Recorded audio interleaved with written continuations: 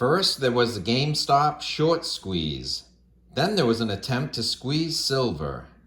Breaking news, a $20 billion metals market has been squeezed so hard that the London Metals Exchange has halted paper futures trading. Yes, I am talking about nickel, and this is serious. Welcome to Silver Heist. Thank you to our returning subscribers and guests. We are a channel that likes to hold physical gold and silver. To support my creation, please subscribe. Okay, so there was a historic nickel squeeze, and it is a parabolic in the last 48 to 72 hours. The price on the nickel's futures market went up so fast, they halted trading. The markets are broken. I have two news stories to share with you, and this will illustrate how broken they are, but also a little bit about how short squeezes work. So this is my childhood Whitman folder of nickels, and so we're going to look at two news stories about the nickel short squeeze. This is in Reuters. Nickel booms on short squeeze while other metals retreat. This happened on March 8th, 2022. And this is London. London. Nickel prices more than doubled on Tuesday, forcing the London Metal Exchange to halt trading in the metal used in stainless steel and batteries for electric vehicles, while aluminum retreated from record highs.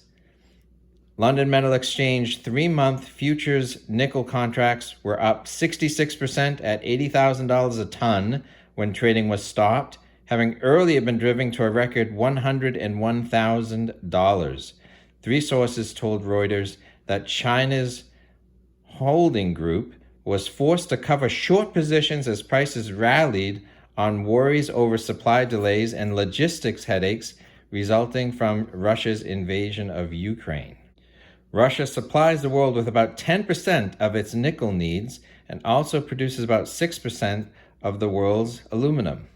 There's little else to say about a market squeeze which has resulted in these unprecedented price moves, a short unable to deliver the necessary physical against their position, apparently, said Al Monroe at brokerage Marex. The LME was forced to halt trading in nickel and said it would cancel trades after the price rally. The market is absolutely insane, said ING senior commodity strategist Wen Yu Yao. The fundamentals alone won't be able to explain these prices. The big short by Xinjiang triggered prices, but we were already in a tight supply situation that was exaggerated by the Russian sanctions, said Amalgamated Metal Trading's head of research Tom Mulqueen. Inventories of nickel in LME registered warehouse stand at 75,000 tons, the lowest since 2019. Stocks of aluminum are at their lowest since 2007 at 779,000 tons. So I don't know how to research this any further, but this could very well be a combination of not enough physical tons and too much paper contracts, but also hidden leverage. So let's look at another story. Here's the Financial Times. Commodities go crazy. Nickel edition. Squeeze. March 8th. To paraphrase a commodity trading Crocodile Dundee talking to the denizens of Reddit Wall Street bets, that's not a short squeeze. This is a short squeeze. So nickel soars to record highs. So it went from $20,000 a ton to $100,000 a ton virtually overnight. The London Metals Exchange has halted trading in the 3-month futures after prices leapt by 250%. Yes, you read that right. Broken, said this economist on Twitter. In this instance, the surge seems to be down to the inability of China Construction Bank, a big state-owned lender, to meet margin calls on a short position in the shiny gray metal. And this is from Bloomberg. The massive short squeeze in nickel has embroiled a major Chinese bank, as well as the largest producer of nickel, according to people familiar with the matter. Chinese entrepreneur Zheng Guangda, known as Big Shot, has for months held a large short position on the LME through his company, Xingshan Holding Group Company, the world's largest nickel and stainless steel producer. In recent days, Xingshan has been under growing pressure from its brokers to meet margin calls on that position, a market dynamic which has helped to drive prices even higher. A unit of China Construction Bank Corp, which is one of Xingshan's brokers, was given additional time by the LME to pay hundreds of millions of dollars of margin calls it missed on Monday. CCB International Holdings didn't immediately respond to requests for comment, while Xingshan representatives had no immediate comment on Tuesday.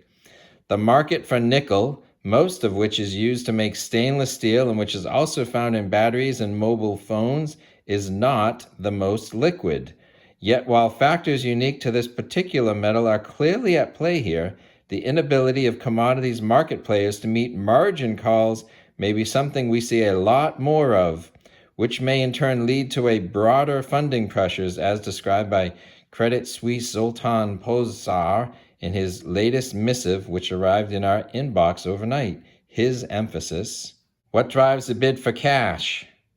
The commodities world, for three reasons. First, non-Russian commodities are more expensive due to the sanctions-driven supply shock that basically took Russian commodities offline.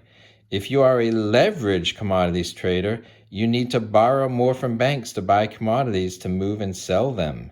Second, if you are long non-Russian commodities and short the related futures, you're likely to have margin calls that need to be funded. Anyone in the commodities world has experienced a perfect storm as correlations suddenly shot to 1, which is never a good thing. But that's precisely what happens when the West sanctions the single largest commodity producer of the world, which sells virtually everything. What we are seeing at the 50-year anniversary of the 73 OPEC supply shock is something similar, but substantially worse. The 2022 Russian supply shock, which isn't driven by the supplier, but by the consumer.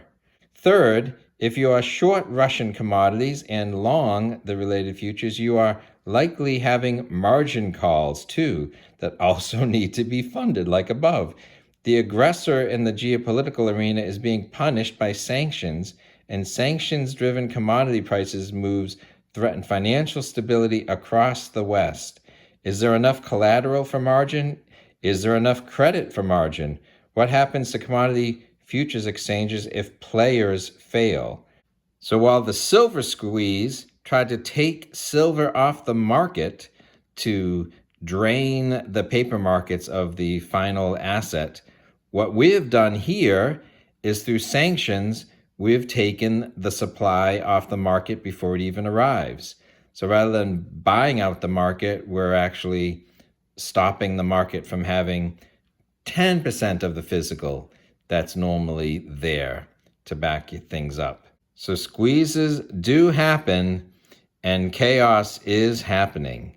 I'll fall back to what I said before, that ultimately gold is the safe haven asset for now.